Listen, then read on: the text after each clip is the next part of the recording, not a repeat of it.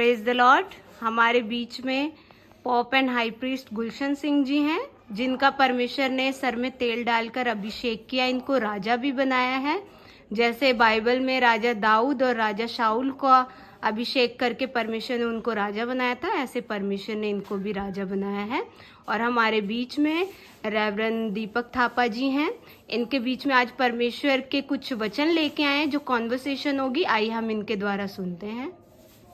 Praise the Lord church, praise the Lord family.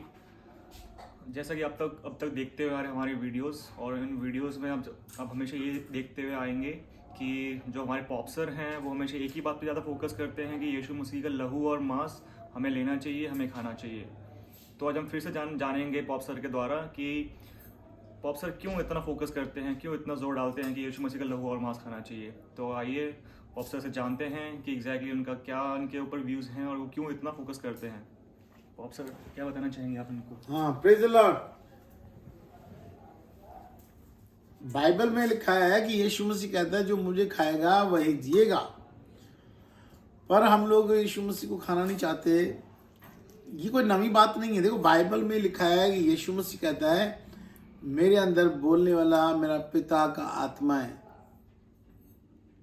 जो मैं बोलता हूँ मेरा वचन नहीं है, मेरे पिता का जिसने मुझे भेजा है। देखो कहाँ लिखा है, यूहन्ना 14 का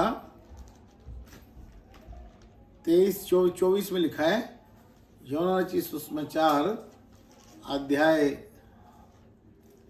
पढ़ो अध्याय 14 का 23। यीशु ने उसको उत्तर दिया, यदि कोई मुझसे प्रेम रखेगा तो वह मेरे वचन को मानेगा, और मेरा पिता उससे प्रेम रखेगा और हम उसके पास आएंगे और उसके साथ वास करेंगे।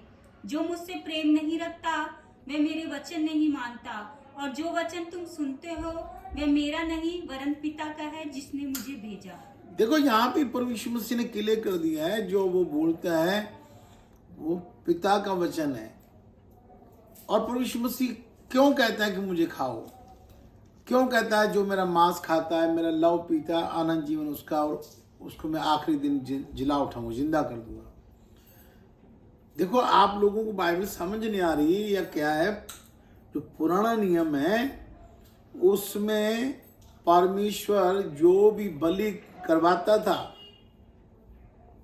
तो उसका जो जानवर का खून है उसको छिड़कते थे, और जो उनका गोश्त है, मांस है, उसको खाते थे। आइए अब देखेंगे बाइबल में कौन सी किताब है। यिर्मयाह का कितना 7 अध्याय का 21 पढ़ेंगे। सेनाओं का यहोवा जो इज़राइल का परमेश्वर है यूं कहता है, अपने मेल बलियों के साथ अपने होम बलि भी बढ़ाओ और मांस खाओ, क्योंकि जिस समय मैंने तुम्हारे पूर्वजों को मिस्र देश में से निकाला उस समय मैंने उन्हें होम बलि और मेल बलि के विषय कुछ आज्ञा न दी थी, परंतु मैंने उनको ये आज्ञा दी कि मेरे वचन को मानो, तब मैं तुम्हारा परमेश्वर हूँगा और तुम मेरी प्रजा ठहरोगे, और जिस मार्ग की मैंने तुम्हें आज्ञा दी है उसी में चलो, तब तुम्हारा भला होगा। देखो, पहले बाइबल में ध्यान देना, जब मूसा इजराइलियों को लेकर निकल रहा था, रात को परमेश्वर को बोलता है कि एक जानवर लेना जो पवित्र हो, पहले उठाओ, और वो सब उसका खून जो है और लगा देना। पहले उठे इनके जो बच्चे हैं राजाओं के, इनके उस एरिया के मिस्त्री के, मैं सबको मार डालूंगा। और वैसे करता है तो खून लगाना होता है उस टाइम। और यहां पे बता दिया है कि मांस खाओ, जो बलि चढ़ाया है उसको काट के खाओ। अभी इसी में और देखेंगे हम लोग, ये कौन सी किताब, यिर्मयाह में हो, देखो कितना है लय व्यवस्था में। देखो लय व्यवस्था 7वें अध्याय का पहला वचन। फिर दोष बलि की व्यवस्था ये है, वे परम पवित्र है।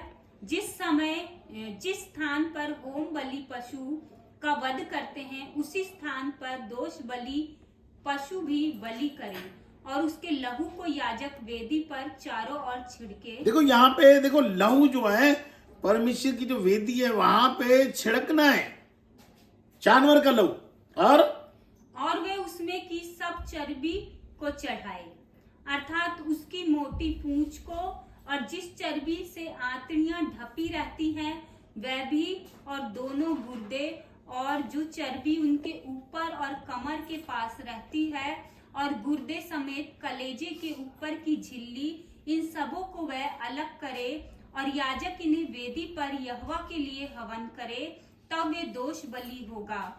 याजक में के सब पुरुष उसमें से खा सकते हैं, वह किसी पवित्र स्थान में खाया जाए। देखो यहाँ पे साफ बताया गया है कि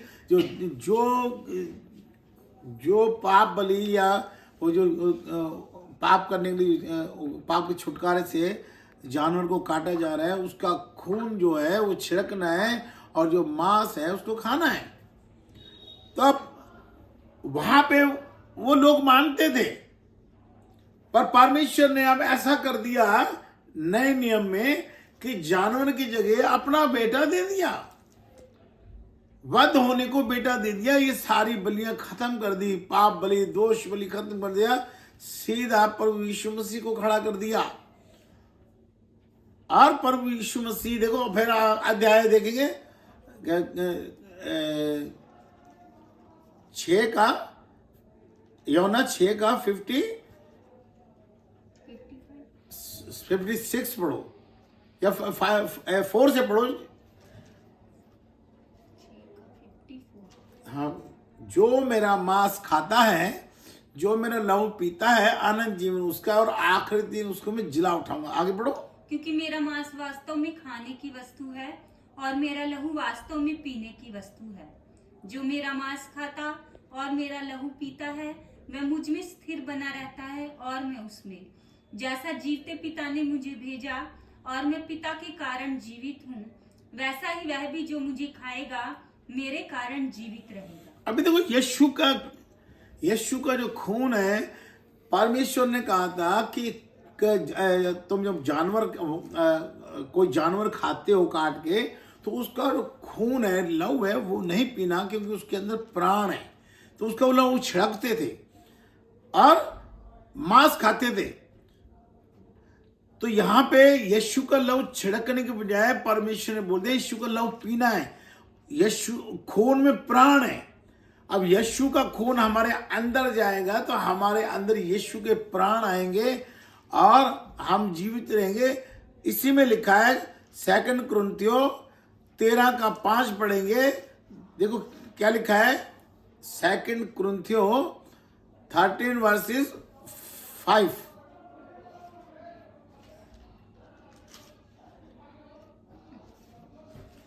सेकंड कुरिन्थियों, आराम से करो, कोई बात नहीं बिशप साहब।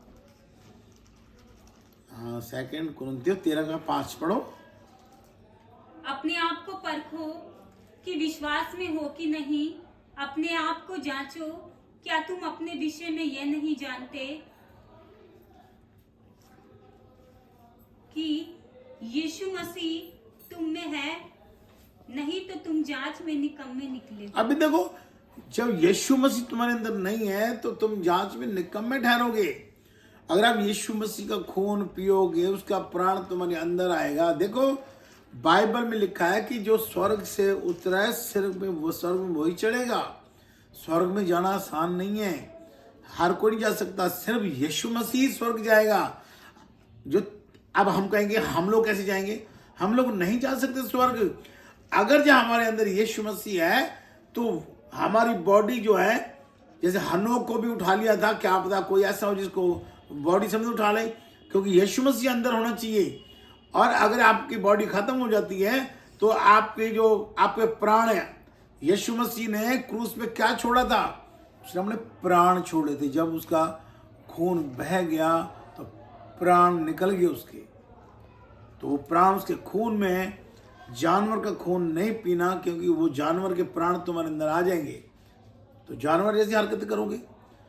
और यीशु का खून पीना है तो यीशु के प्राण तुम्हारे अंदर आएंगे, तो यीशु जैसी हरकतें करनी है।